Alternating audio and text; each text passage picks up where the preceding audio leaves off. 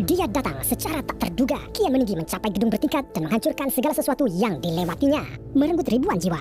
Bukan, ini bukan monster di film populer. Saya berbicara tentang air laut biasa yang tiba-tiba menjadi tsunami. Jika Anda pikir ini tidak akan pernah mengkhawatirkan Anda, saya tidak akan begitu yakin. Bagaimana Anda mengenali ancaman yang akan datang seperti itu? Dan bagaimana lautan menghasilkan gelombang mematikan seperti itu? Bahaya terbesar tsunami adalah tiba-tiba. Tak heran jika dalam bahasa Jepang, tsunami berarti gelombang di pelabuhan. Kata mereka, itu yang dipikirkan nelayan. Pulang dengan tangkapan ikan, mereka mendapati pelabuhan telah hancur akibat gelombang dahsyat yang tidak sempat mereka lihat. Faktanya adalah bahwa di lautan terbuka, tsunami biasanya tidak lebih tinggi dari 1 meter atau 3,3 kaki. Tapi panjangnya yaitu jarak antara punggung bukit. Ini bisa mencapai antara 100 hingga 200 km atau 60 hingga 120 mil. Itu setidaknya 1000 kali lebih besar dari ombak biasa dan kecepatannya seperti pesawat jet dan hanya di pesisir pantai saja. Tsunami meninggi dengan ukuran yang luar biasa. Jadi, bagaimana kita menjelaskan amukan elemen yang tiba-tiba ini? Angin, seperti halnya gelombang biasa, tidak ada hubungannya dengan itu. Massa air benar-benar didorong oleh gerakan kuat yang singkat dari bawah air dan terjadi pergeseran tajam skala besar di lautan. Penyebabnya bisa berupa gempa bumi, letusan gunung berapi, tanah longsor, ledakan, runtuhnya batuan dan gletser atau asteroid yang berdampak pada air. Tapi penyebab utama 88% kasus adalah seismik. Energi pendorong tsunami tidak seperti gelombang biasa, melewati air bukan di atasnya. Jadi, 95% dari siklus hidup tsunami tidak terlihat oleh mata dan hanya pada akhirnya tsunami muncul ke permukaan. Sekarang, tarik nafas dalam-dalam dan selami pusat peristiwa ini bersama saya. Sampai saat lempeng litosfer kerak bumi bergeser, guncangannya sangat kuat. Hampir 8 poin, yang berarti tsunami tidak dapat dihindari. Karena guncangan itu, sebagian dasar laut naik, sementara yang lain turun, dan lautan mulai berosilasi secara vertikal, meluncurkan serangkaian gelombang. Jika sebuah kapal duduk di atas pusat gempa ini aman. Ketinggian ombak yang menghantam sisinya sekitar setengah meter atau 1,64 kaki. Namun di kedalaman lautan, semuanya berguncang dari dasar hingga permukaan. Bayangkan gumpalan air yang sangat besar sekarang mengalir ke pantai dan dengan kecepatan 400 hingga 880 km per jam atau 249 hingga 547 mil per jam, dan dalam beberapa kasus hingga 1000 km per jam atau 621 mil per jam.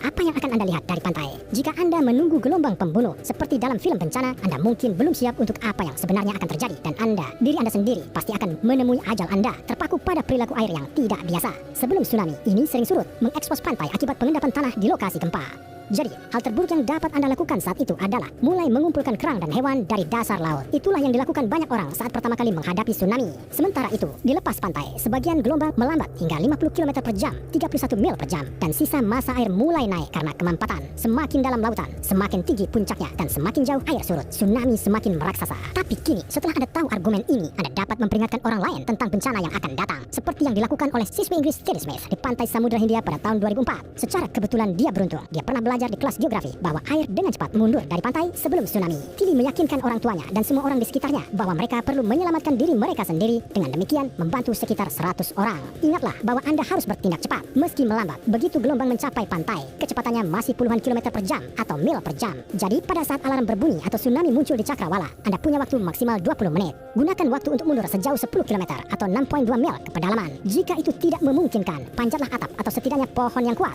Mobil tidak selalu menjadi pilihan terbaik. Anda tidak ingin terjebak kemacetan di antara semua mobil lain yang cari selamat, bukan? Jika Anda berada di dalam air, pertama-tama singkirkan sepatu dan pakaian yang berat. Anda dapat dengan mudah terkena puing-puing dan terbawa ke laut, dan dengan pakaian seperti itu akan sangat sulit untuk menyelamatkan diri.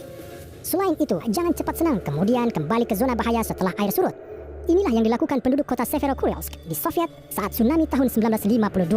Akibatnya, mereka yang selamat dari gelombang pertama tersapu setengah jam kemudian dengan gelombang kedua sekitar 15 hingga 18 meter, 49 hingga 59 kaki tingginya. Nah, itu bukan tidak lazim. Ada beberapa gelombang, dan yang pertama tidak selalu yang terbesar. Yang berikutnya mungkin tidak akan datang selama 2 hingga 3 jam dan tidak akan menemui hambatan apapun. Gelombang pertama mengosongkan jalan, menghanyutkan mobil, pohon, dan properti bersamanya. Yang kedua menghanyutkan kembali semuanya, menghancurkan bangunan dan apapun yang menghalangi jalannya. Inilah yang sebenarnya terjadi di Severodvinsk. Getaran dimulai sekitar pukul 4 pagi, dan ketika kabut pagi menghilang, pecahan-pecahan yang mengapung di air adalah satu-satunya sisa kota yang tersisa di pantai. Oleh karena itu, tidak sampai 3 hingga 4 jam setelah serangan terakhir, Anda akhirnya dapat menarik nafas. Tetapi jangan berpikir bahwa untuk keselamatan cukup memperhatikan hanya pada perilaku aneh air di awal-awal. Dia tidak selalu surut sebelum tsunami, jadi hanya mengandalkan tanda ini saja tidak cukup. Informasi paling akurat tentang ancaman akan disediakan oleh pusat peringatan tsunami. Faktanya adalah gelombang seismik bergerak lebih cepat dari gelombang normal, dan alarm dari pusat memberitahu memberitahukan kepada penduduk pesisir beberapa menit yang berharga, terkadang bahkan berjam-jam jika sumber gempanya jauh dari pantai. Namun, tidak semua gempa bawah laut yang kuat menyebabkan tsunami. Peningkatan permukaan air di suatu wilayah laut atau samudra akan memberikan perakiraan yang paling akurat dan penting bahwa alarm dari titik pengukuran datang paling lambat setelah gelombang itu sendiri. Saat kita membahas gempa bumi bawah air, Anda tidak boleh mengabaikan penyebab tsunami lainnya. Misalnya, tsunami terbesar di dunia yang pernah terjadi di Alaska. 90 juta ton batu dan es runtuh dari pegunungan ke teluk. Air melesat setinggi 524 meter atau 1720 kaki ke udara. Gelombang menyapu teluk, merobek pepohonan, dan melemparkan satu kapal yang berada 10 km atau 6,2 mil dari pusat gempa melintasi pulau. Dan tsunami akibat letusan gunung berapi Krakatau di Indonesia pada abad ke-19 menghancurkan ribuan kapal dan merenggut puluhan ribu jiwa. Padahal, menurut statistik, gunung berapi hanyalah penyebab dari sekitar 5% bencana semacam itu.